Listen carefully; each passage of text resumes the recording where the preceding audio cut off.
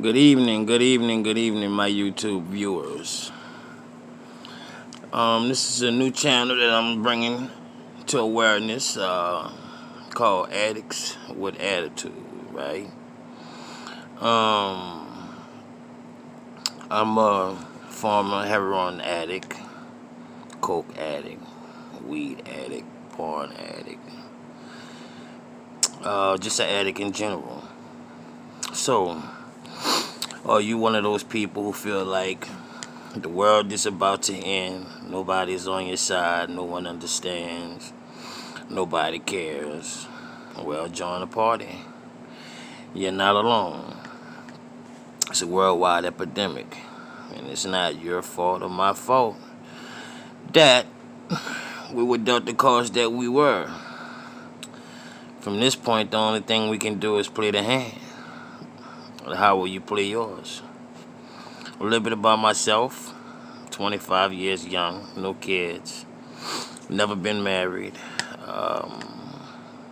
no significant other at this particular time. I'm residing in the New Orleans area as of now. I've been struggling with addiction for probably 15 years or better. I do come from a two household family home, a mother and father. No one in my family drinks, smokes, anything of that nature. I was more or less the learn on my own type. So, for a while it's me listening to somebody else and what they went through. Well, their story wasn't my story. So I guess I had to find out the hard way. Anyway, I want to let you guys know that if you are struggling with an addiction, be it heroin, crack cocaine, women, men, sexuality, whatever the case may be, it's a way out, but you have to take that first step. And, of course, we all know that's acknowledging that you have a problem, or that we have a problem. I'm not God, but I am a God-fearing man, and I do believe in second chances. I believe in third chances. I believe in fourth chances. So, just to be clear, I don't seek sympathy or pity from anyone. Through my journey, I've been hospitalized due to my addiction because, to me, my addiction meant more to me than anything in the world. Any amount of money, women, love, anything material, anything you name. My addiction came first, always. And, that was a major problem because when you're dealing with somebody who has nothing to lose and, who's out for themselves, it doesn't matter what so happens if it's the end of the world. As long as they got that fix, you know what I'm saying? Somewhere along the line, it'll be a brighter day. But, just to kind of break the ice just a little bit, because this is my first time, so you have to bear with me, work with me a little bit. You know what I'm saying? I'm kind of new to the YouTube channel, but I feel like I have a lot to offer, and I might be able to open some eyes, to a few people who might feel like they're dead inside. I know what it's like to feel like that. I know what it's like to be alone. I know what it's like not to know where you're gonna lay your head. I know what it's like to walk in the room and you be the prime target, like, the life of the party, but not in a good way. I know what that feels like. I have been that person. But all things can change. You know what I mean? All things can change. But it takes time. It takes patience. It takes discipline.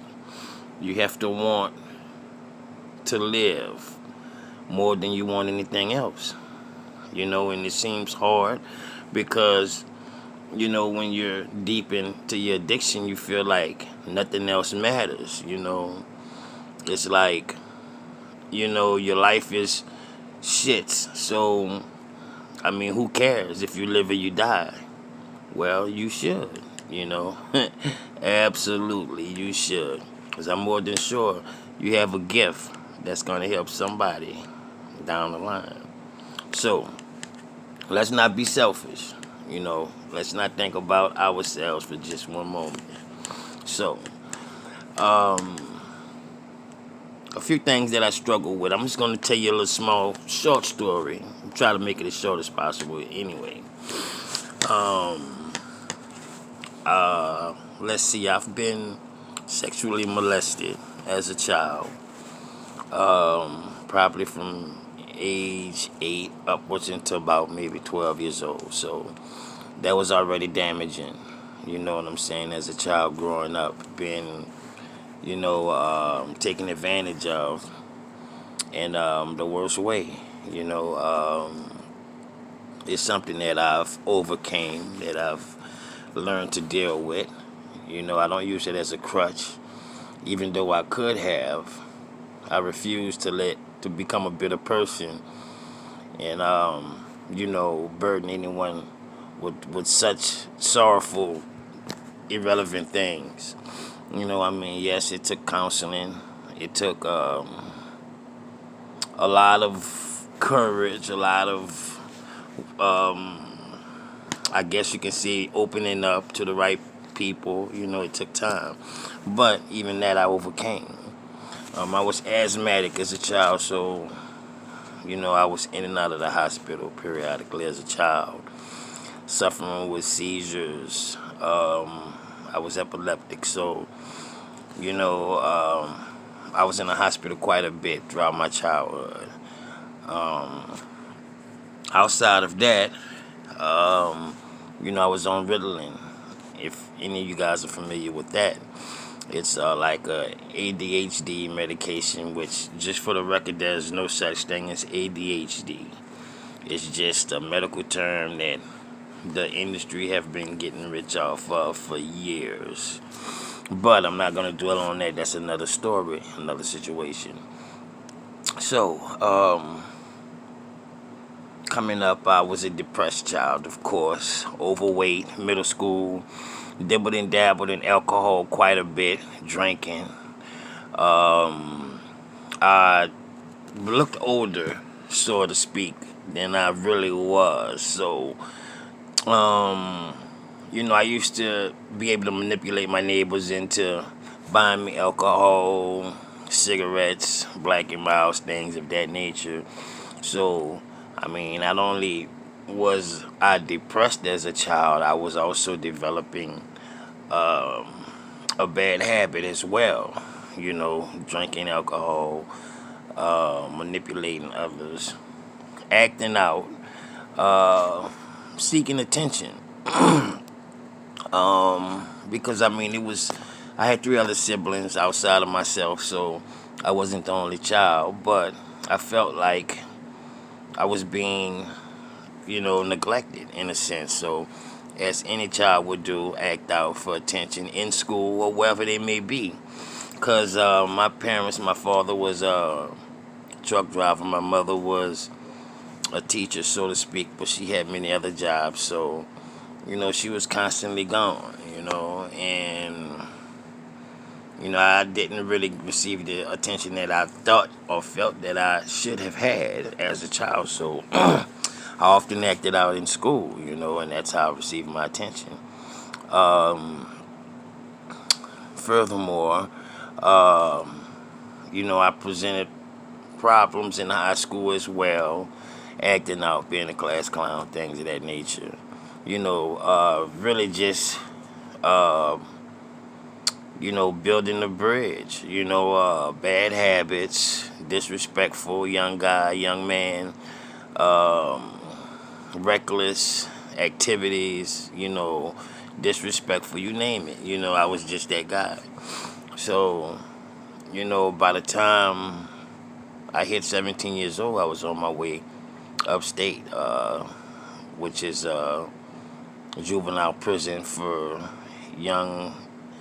younger people who decide they want to break the law, be disobedient, things of that nature. So, I was incarcerated. I served maybe a little over a year. in jail in prison as a young adult. But I was very smart. I was always a smart young man. I wind up getting accepted into Tuskegee University, which is a prestigious college out there. If you're familiar with the Tuskegee Airmen, that same college or institute is where I did schooling at for about 2 years or so, until I dropped out. Still wanting to be involved in the streets, and you know, basically, that attention thing again. Just doing what I wanted to do. Being a person that I wanted to be.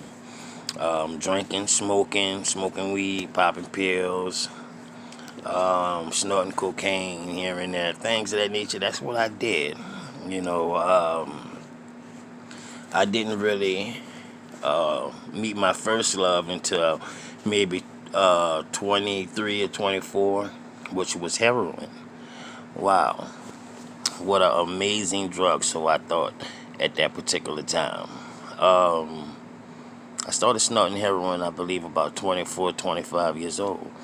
And for me, it was a tool that I used. You know what I'm saying? I used to snort heroin and, have sex. Females, of course. I was always have been highly addicted to females. And, that was my niche. I would snort me, get me a bag, snort me a little heroin and, meet up with old broad or whatever. And, she wouldn't know, but I would know. You know what I'm saying? And that was my blue pill. That was my Viagra, so to speak. So, that lasted every bit of about maybe 2 years or so, off and on. Basically on the weekends, I didn't think I had a problem. So it was something that I dealt with every now and then, and eventually it became a problem. You know what I'm saying?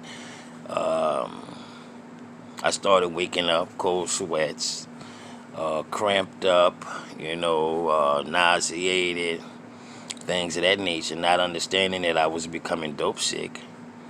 Not exactly knowing what was going on because, I had been doing this heroin thing probably, every other week or so.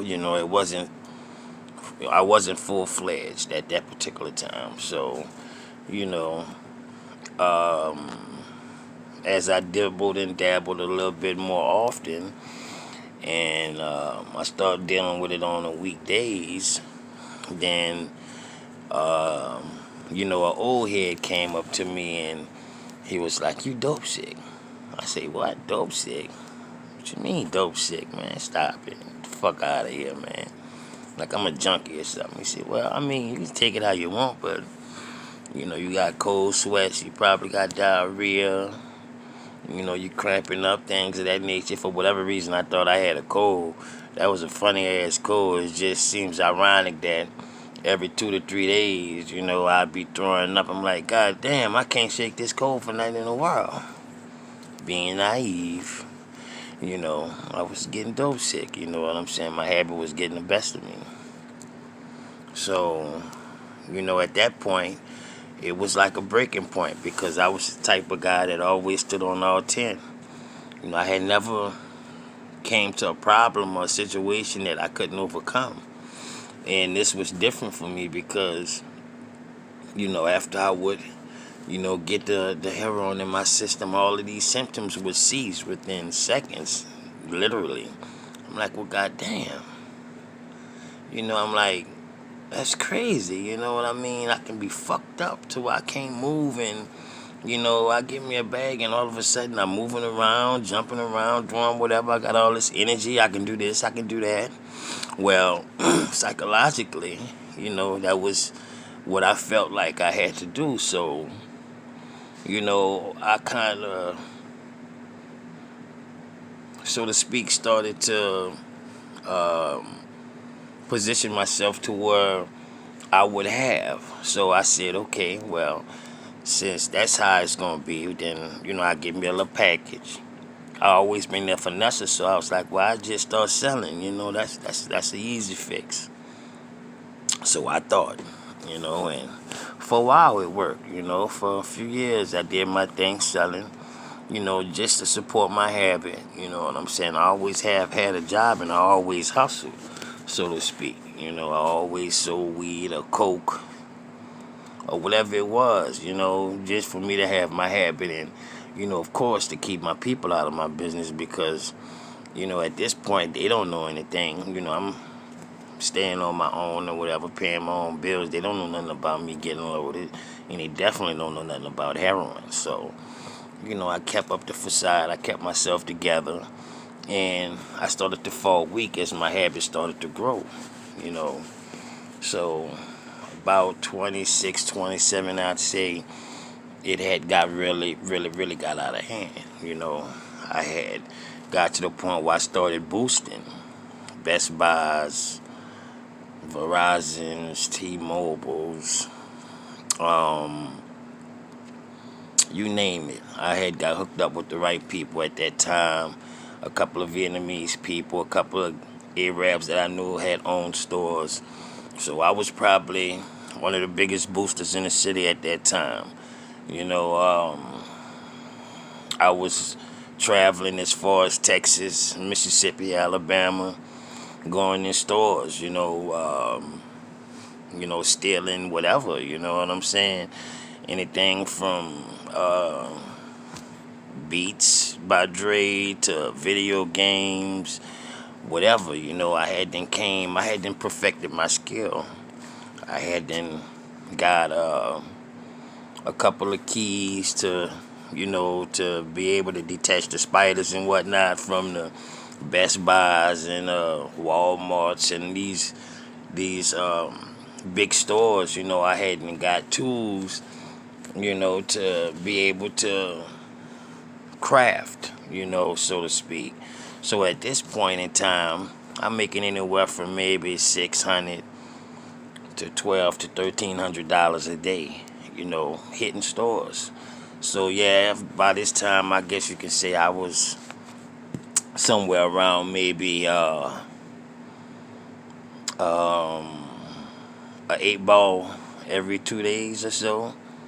So I was spending about 300 every 2 days, something like that. I had to wake up with at least a half a gram, just to wake up, just to get up in the morning. So, I was deep into my hustle. And I did this. I was a booster for probably 4 or 5 years, running in stores. Didn't get caught. I mean, I got caught later on toward the end of my jokes, running in the stores, but this here had came about right before I had my surgery, which was 2016 or so. I wound up getting a blood infection. I had started shooting maybe 4 years, 5 years after I initially started messing with the heroin. So it got so bad to the point to where I had to have heart surgery, open heart surgery, to where I had to have a heart valve replacement because I had a bad batch or what have you, and I was in a critical state.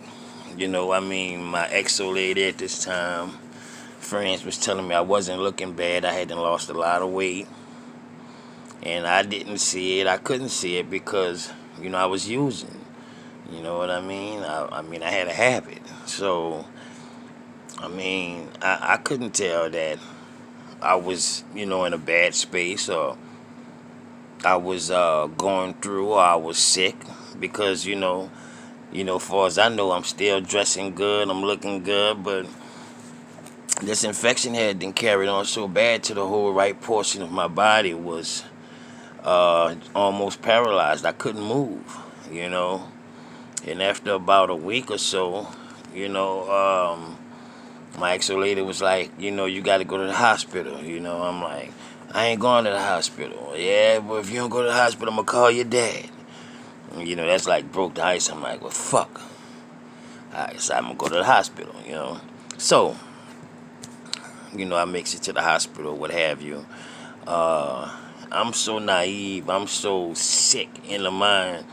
I got like 3 grams of dope in my pocket. That's how fucked up I was, but I ain't have a problem. But I goes to the hospital and the doctor, he runs the tests and things of that nature, and he talks to, he comes and talks to me. He was like, "What's the day's date?" I didn't know what the date was, who the president was. I was delusional. The infection had spread to my brain, to my eyes, to where I was seeing dark. I was just seeing black spots.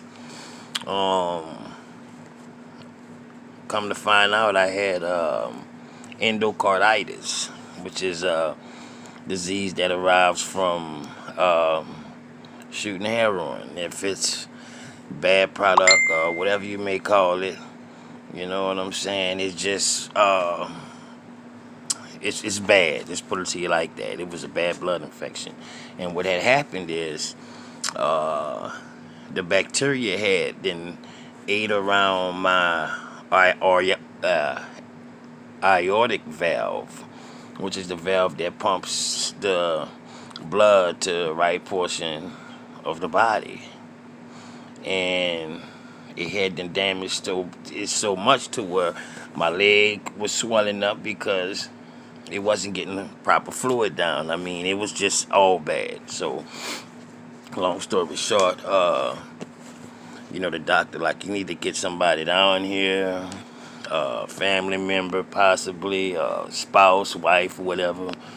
Somebody needs to come down here, because we're going to have to admit you. I said, admit me? What you mean? I said, you can't just give me a shot and let me go? No, can't give you a shot. It's no way we're going to be able to let you go. It was like, so they called my pops. I called my pops. He comes through. And, the doctor explained to them my situation that, I'm just that fucked up. And that I probably wouldn't have made it another night. If I would not have came, I probably would have been dead by in the morning. I probably would have died in my sleep. That's just how bad it was. So from at that point, I had been in the hospital, going through treatment for probably a month and a half, 2 months. And the doctor was like, it's not getting better. We're gonna have to, do surgery. We're gonna have to, cut your heart out and, replace your valves and do this and do that. And I'm like, man, has it really gotten this bad, from dealing with heroin? Yeah, had me on my deathbed. So, I was like, okay, well, if y'all have to do surgery, then just go ahead on and get it over with, So, at that point, it was a wake-up call, Before that particular day, before that happened, I had been to rehab 3 or 4 times on my own, trying to shake the habit, and I'd stay clean for a little while, then I'd go back, and I'd stay clean for a little while, then I'd go back, playing with my life. And, the doctor was like, it's a 50-50 chance that you make it if we do this surgery. I'm like, well, I really don't have a choice, so, just go ahead with it, So, I wound up getting the surgery done. It was a successful surgery. And, I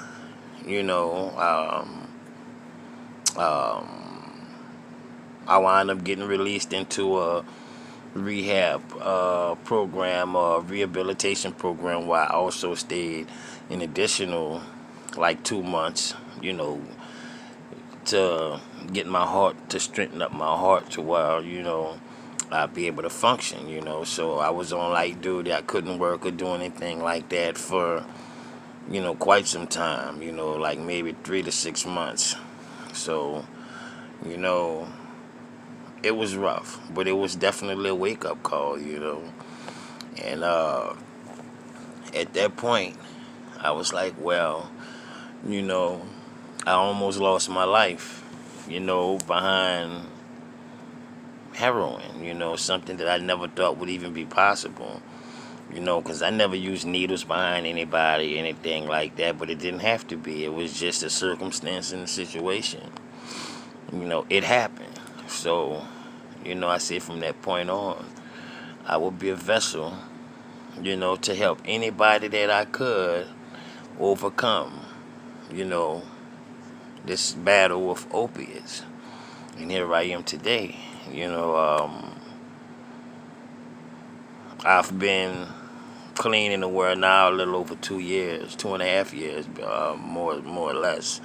And it's an awesome feeling. I don't have to wake up. I don't have to pay to wake up, as they say. You know what I'm saying?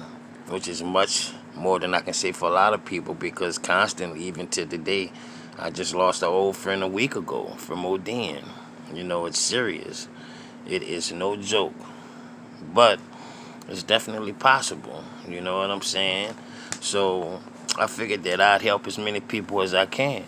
If I can reach out and touch just one person, you know what I'm saying? Or if I can enlighten one parent on what to do to help their kids, you know what I'm saying? I want to be that guy, you know?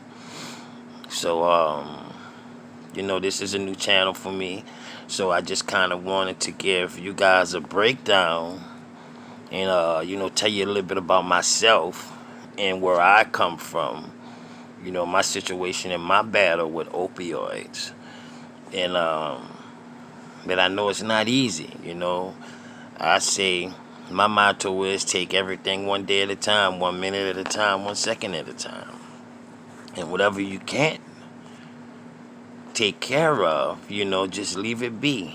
You live to fight another day. And this here is not for people who have it all figured out. This is not for the people who don't have a problem, because today or tomorrow I can relapse and be that same person back strung out on drugs up in your house. You know what I'm saying? Because I was a bold guy back in the gap, was I? Yeah, I wasn't taking no for an answer, and that's how I feel today. I'm not taking no for an answer. So, my name is Dorian, Black and Mo for short. And for the people who may know me out on the streets, they call me Black Emo or whatever. But, I can't take and keep this to myself anymore, because there's people dying every second, every minute. So we have to help each other. We have to spread the love, and we have to reach out and help as many people as we can, because it's a new day and time. It's a new generation. Drugs are getting worse by the second, and it's just, it's not promised. So instead of me keeping things to myself, I figured I'd share my story. So this is just the start of a beautiful thing.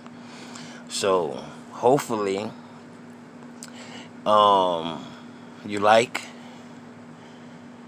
and you can subscribe or what have you. Hit that bell so you'll be on notice when I drop my next video, which will be very soon. As I say, this is my first one. I so looked forward to hearing from you guys, and this here is indeed the start of a new day. So I figured I would share my story, hoping that I can reach out and touch someone else. Currently what I got going on, I'm a union worker as of now in the Carpenters Union.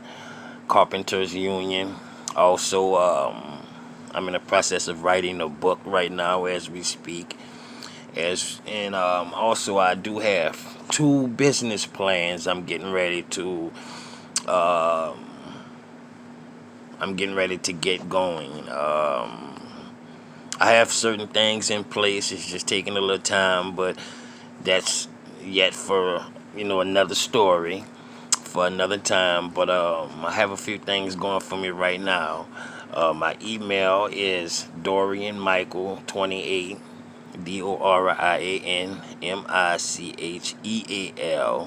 28 at gmail.com if you want to get in touch with me or reach me. You're more than welcome to leave any questions you might have. Like I say, I'm new to this, but I'm true to this. So any way that I can help you or be a mentor, let me know. Don't be afraid. Don't be afraid. Don't feel awkward. Inbox me. Don't be scared. You know what I'm saying? If it's something you don't want exposed, inbox me. I'm a great listener. I do have resources. So if it's any way that I can help you or can't help you, I'm more than positive I can point you in the right direction. Until next time, God bless. Be safe. So you'll receive only what you invest in the universe. Good day. Be blessed. Thank you.